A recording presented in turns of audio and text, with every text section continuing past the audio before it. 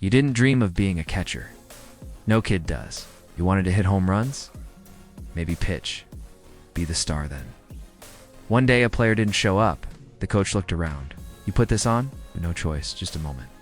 One, you didn't understand until much later. The gear felt clunky, heavy, smelled like old sweat. The helmet was a cage. The shin guards clanked as you waddled behind the plate. You looked ridiculous. Then the first ball skipped in the dirt straight to your chest, knocked the wind out of you. Everyone laughed, but you didn't quit. Something clicked. For the first time, you weren't just playing, you were involved. The game couldn't start without you. You weren't the star. You were the anchor. The glue holding it all together, quietly, in the dirt. You learned how to crouch for hours without complaint, how to absorb hits without flinching, how to throw from your knees when a runner took off. Soon, your teammates looked to you not for glory but for guidance. You started seeing the field differently. While others chased highlights, you chased control. You noticed the great ones. Calm, steady, making hard plays look easy. You didn't care about attention. You cared about rhythm. Timing.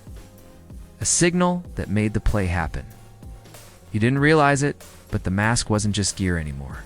It became part of you. The one who absorbs blame, who manages chaos, who holds the game together, knowing most won't remember your name. But pitchers remember. Coaches remember. The ones in the dirt. They know you became the quiet leader. You studied everyone.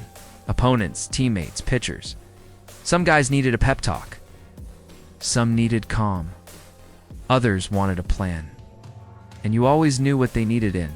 When you calmed them, you guided them. You took the blame when things went wrong. And when the game was on the line, they all looked to you. Not for the cheers. For the next pitch. It's for the moment when someone had to steer the ship. And here's the truth. You could catch a perfect game. Call every pitch right, block every ball land, no one would say your name.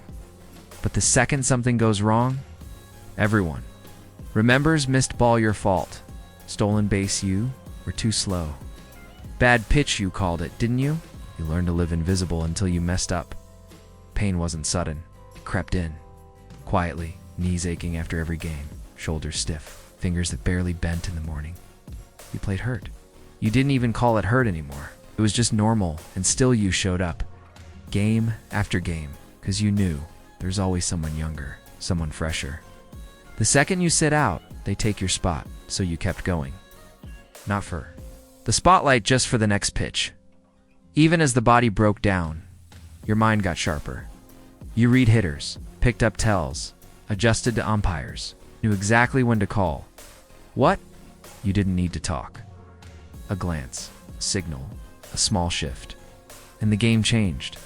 That's what you chase now. Not fame, just respect, the kind only pitchers. And coaches truly understood.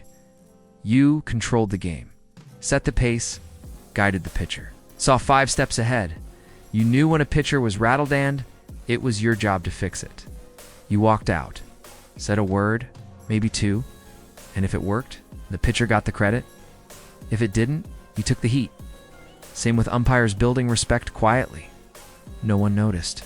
It mattered. One day the crouch felt slower. The throws didn't carry like they used to. The young guy started getting more reps. You taught him everything no one taught you. And when they finally told you it was time, you already knew.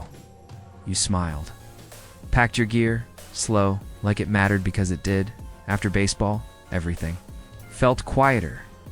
You watched games, saw things no one else did. A catcher missing a signal, a pitcher unraveling with no help. You wanted to say, I've been there, but no one asked. So you coached, taught the kids not just how to block or throw, but how to be invisible, how to lead from the shadows. So why does it suck to be a catcher? Because you give it everything, your body, your mind, your time, your silence. And at the end, most won't even remember you were there. But the ones who mattered, the ones who needed you, the ones who made it because you were behind them every step of the way, they'll remember. Oh, and that's enough.